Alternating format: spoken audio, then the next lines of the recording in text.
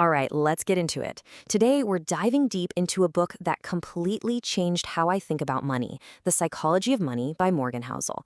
We're always taught that finance is all about math, charts, and spreadsheets, right? That you have to be some kind of genius to get it right. But what if I told you that being good with money has way less to do with how smart you are and a whole lot more to do with how you behave? We're going to explore why your own mindset and your own psychology is the real key to financial success. Okay, so here's a game plan for today. We're going to start with your personal money mindset. Then we'll get into the unseen forces of wealth. After that, we'll tackle navigating risk and reality. From there, we'll redefine your financial goals and we'll wrap it all up with how to start playing your own game. All right, section 1, your personal money mindset. And the subtitle here is Understanding Your Financial DNA. This is so important because, really, this is the foundation for everything else. It's about unpacking the unique experiences that shape every single financial move you make, a lot of the time without you even noticing. Okay, so let's start with this quote from the book, which just hits the nail on the head. Your personal experiences with money make up maybe 0.0000001% of what's happened in the world, but maybe 80% of how you think the world works. Wow. I mean, think about that for a second. Your personal story with money is just this tiny, tiny speck in the grand scheme of things, but it forms almost the entire lens through which you see the financial world. This is our first huge takeaway. Money isn't just numbers, it's deeply, deeply personal. So, what does that really mean for us? Well, your unique money story is shaped by your personal history. It's driven by these powerful emotions, things like fear and greed. It creates this very specific lens for all your financial decisions. And of course, that can lead to some serious biases and misconceptions. Think about it. Where you grew up, when you grew up, the financial lessons your parents taught you or didn't teach you. All of it creates your financial reality. It's why someone who lived through the Great Depression might hide cash under the mattress, while a millennial might throw money into crypto without a second thought. Neither is wrong. They're just products of different worlds. And our decisions? They're often coming from our gut, from fear or excitement, not from a cold, hard spreadsheet. The first, most important step is just admitting that to yourself. And this leads to a truth about getting wealthy that feels, well, totally backwards to a lot of people. The book puts it like this: building wealth has little to do with your income or investment returns and lots to do with your savings rate. Man, that's a big one. We're all obsessed with getting that next big promotion or finding the one stock that's going to pop. But the actual secret sauce, it's much simpler. And honestly, it's way more in our control.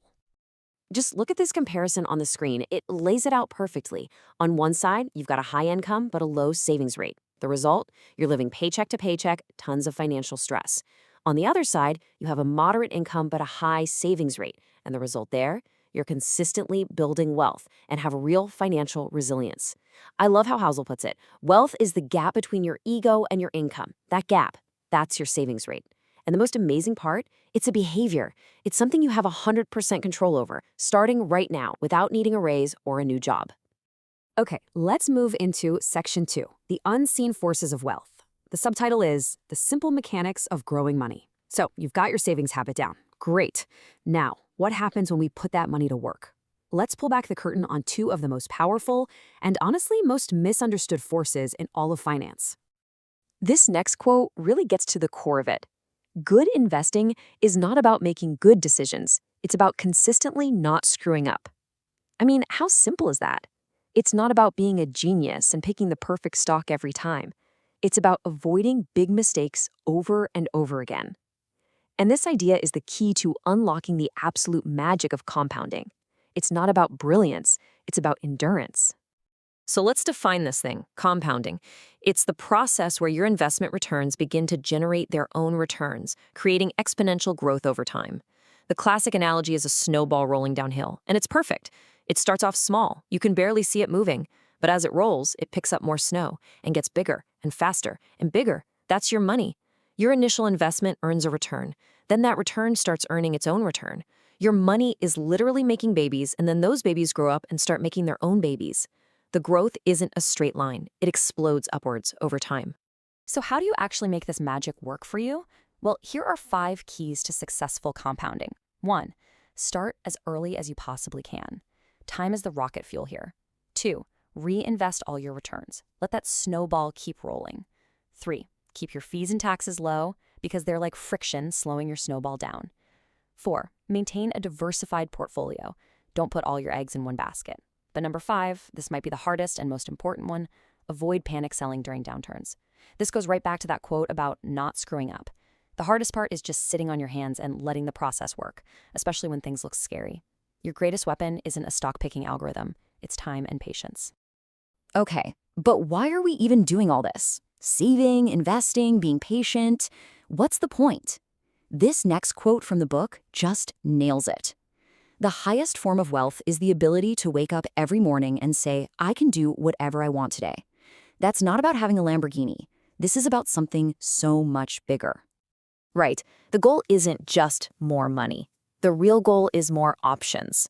True wealth, the kind that actually matters, is freedom. It's having control over your time. It's waking up and not having to do something you hate just to pay the bills. It's being able to take a sick day or a mental health day without panicking about your job. And here's the kicker. If you set reasonable goals, you can get to that kind of freedom a lot faster and with a lot less risk than if you're just endlessly chasing more.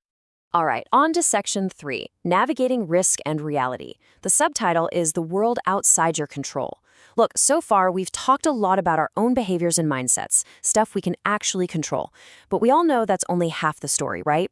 This next part is all about dealing with the stuff we can't control, the wild, unpredictable forces of luck and risk. And this quote really sets the tone for this section. Nothing is as good or as bad as it seems. This is a huge point. It forces us to accept that luck and risk are silent partners in every single financial story. Every single one. That billionaire CEO, yeah, they were smart and worked hard, but I guarantee you there was some good luck involved. That person who lost everything? Maybe they made a bad decision, but maybe they were just hit by a risk that nobody could have seen coming. Understanding this is so powerful. It gives you humility when you win and forgiveness when you lose. So you can't control luck, but you absolutely can, and you must manage risk. And here's how you do it. You diversify your investments across different asset classes. You make sure you have adequate insurance. You build a fat emergency fund for when life throws you a curveball. You avoid that soul-crushing high-interest consumer debt. And you regularly review your plan to make sure it still makes sense. This isn't about avoiding risk altogether. That's impossible. It's about building a financial life that's durable enough to take a punch and keep on going. Now, this next idea, honestly, this might be my favorite concept in the entire book. It's so powerful. Here's the quote. Wealth is the nice cars not purchased, the diamonds not bought, the watches not worn, the clothes forgone, and the first-class upgrade declined. It's about what you don't see. That's where the real wealth is hiding. Let's look at some examples of this invisible wealth. It's a well-funded retirement account. It's a diversified investment portfolio. It's having your debts and your mortgage paid off. And maybe most importantly, it's the ability to handle a major setback without breaking a sweat. See, we're trained by society to equate wealth with spending. We see the fancy car and think, wow, they're rich. But what you're seeing isn't their wealth. You're seeing what they spent. Their wealth is what's left over. True wealth is quiet, it's security, it's peace of mind. So if wealth isn't about all the fancy stuff, then what is it about? That brings us to section 4. Redefining your financial goals. The subtitle here asks the big question, what are you really working for? Let's really pin down what the ultimate prize is in this whole financial game. And here it is. This, according to the book, is the true definition of financial success. The ability to do what you want, when you want, with who you want, for as long as you want, is priceless. That's it. That's the goal. It's the highest return money can possibly give you. So what does that freedom actually provide? Well, it's choosing your work based on passion, not just because you have to pay the bills. It's having the flexibility to spend real quality time with the people you love. It's being able to chase your interests without worrying about the cost. And it's that incredible peace of mind about the future. You see, money itself isn't the goal. It's just a tool. It's the means to get to this end, this life of freedom and control. Now for a bit of a paradox, but it's so true. Here's the quote. The most important part of every plan is planning on your plan not going according to plan. I love that. It sounds crazy, but it's one of the wisest things you'll ever hear about money. It's about building resilience and expecting the unexpected. Your real financial superpower? It isn't some fancy investment strategy. It's flexibility. You need a plan that can bend but won't break. Because let's be honest, life is completely unpredictable. You're going to change jobs. Your goals are going to change. Things you never saw coming are going to happen. And a rigid, brittle plan, It'll just shatter under that pressure. A good plan has what Housel calls a margin of safety built right in.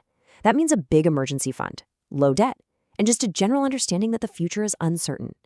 That buffer is what lets you survive the surprises and stay in the game long enough for compounding to work its magic. Okay, that brings us to our final section, Section 5, which really pulls all of these ideas together. It's called Playing Your Own Game, with the subtitle, The Path to Personal Contentment. So we understand our own minds, we get how wealth works, we respect risk. Now, how do we design a financial life that actually makes us happy? And this starts with a really critical piece of advice captured in this quote. Few things matter more with money than understanding your own time horizon and not being persuaded by the actions and behaviors of people playing different games than you are. This is a huge, huge warning. If you start taking financial advice from people who aren't playing the same game as you, you're setting yourself up for disaster. So, what are the key factors in your financial game? Well, it's your age and your career stage. It's your personal goals, both short-term and long-term. It's your family situation, your responsibilities. It's your personal stomach for risk. And it's your core values. The investment strategy for a 22-year-old single person should look completely different from the strategy for a 60-year-old who's about to retire. When you see someone on TV yelling about a hot stock or your neighbor pulls up in a brand new Tesla, you have no idea what game they're playing. Trying to copy them is one of the quickest ways to get yourself into serious trouble. And that brings us to our final, incredibly profound quote, which gets to the heart of our last big idea. There is no reason to risk what you have and need for what you don't have and don't need. Just let that sink in. It's about knowing when to stop pushing your luck. This is the concept of enough. The definition here is the crucial awareness that the endless pursuit of more can jeopardize the wealth and happiness you already possess. Getting the goalpost to stop moving is a superpower. Knowing what enough looks like for you is like a suit of armor. It protects you from taking stupid risks fueled by greed and envy. It's what allows you to finally get off that treadmill and actually enjoy the life you've built. And so I'll leave you with this final thought, this question to really chew on. It's not a math problem. It has nothing to do with what your friends have or what you see on social media. It's a deeply personal question. What does enough look like for you? You know, if any of this has sparked your curiosity and you want to go deeper, I honestly can't recommend Morgan Housel's book, The Psychology of Money, enough. It's a fantastic read. We've got a link for it down in the description. Thanks so much for joining me today for this explainer.